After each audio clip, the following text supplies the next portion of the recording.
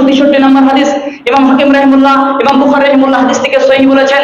নবী সাল্লাল্লাহু আলাইহি ওয়াসাল্লাম বলেছেন, এখানে এক ব্যক্তি একটি ছাগলকে কুরবানি করার উদ্দেশ্যে শুইয়ে দিলেন। এরপরে কাজ করে শুয়ে দেওয়ার পরে ছুরি ধার দিচ্ছিলেন। নবী সাল্লাল্লাহু আলাইহি ওয়াসাল্লাম তাকে দেখলেন আর বললেন, তুমি কি পশুটিকে অনেকবার মারতে চাও? তুমি কি পশুটিকে অনেকবার মারতে চাও? সাবধান, পশুটিকে জবাই করার পূর্বে তুমি তোমার ছুরিগুলোকে ধার দিয়ে নাও। নবী সাল্লাল্লাহু আলাইহি ওয়াসাল্লাম কথা বলছেন, পশুটিকে এক ব্যক্তি শুইয়ে দিলেন, অতঃপর ছুরি ধার দিচ্ছিলেন। নবী সাল্লাল্লাহু আলাইহি ওয়াসাল্লাম বললেন, তুমি কি পশুটিকে অনেকবার মারতে চাও?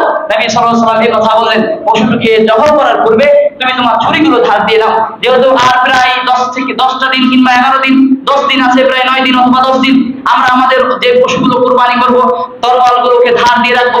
আমাদের গ্রাম অঞ্চলে দেখা যায়, স্কুল মাঠে দেখা যায় যে পশুকে কুরবানি করার জন্য বিসমিল্লাহ আল্লাহু আকবার বলে অস্ত্র চালিয়ে দিয়েছে, কিন্তু কিছুক্ষণ পরে পশুটির উপরে যেহেতু ছুরি দিয়ে আর কাটছে না, তখন তার উপরে চাপড় চালানো হয়, পশুটি কষ্ট পায়। কারণ আপনি কুরবানি করছেন আল্লাহ সুবহানাহু ওয়া তাআলার উদ্দেশ্যে, যদি আপনি পশুটির কষ্ট দিয়ে দেন, যদি আপনার এখানে সন্তানই কুরবানি করতেন, তাহলে কি আপনি চাপড় চালাতেন?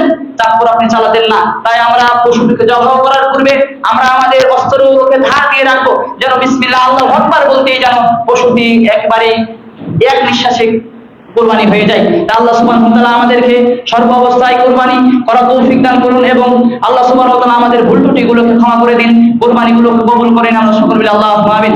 সম্মানিত উপস্থিত, আমি আপনাদেরকে বোঝাতে চেয়েছি 7 ভাগে কুরবানি নাজায়েজ আমাদের কেউ বলেনি, আমাদের সকলেই আহলুল হাদিসের ইমামগণ বলেছেন সহিহ। কিন্তু আপনি বিবেচনা করবেন যে আপনাদের মধ্যে কারা নেককার আর কারা বদকার, তাদেরকে এড়িয়ে চলে আপনার কুরবানি দেন, ইনশাআল্লাহ আপনাদের কুরবানি হবে। আর নবী সাল্লাল্লাহু আলাইহি ওয়াসাল্লাম বলছেন, একটা পরিবারের জন্য একটা কুরবানি যথেষ্ট।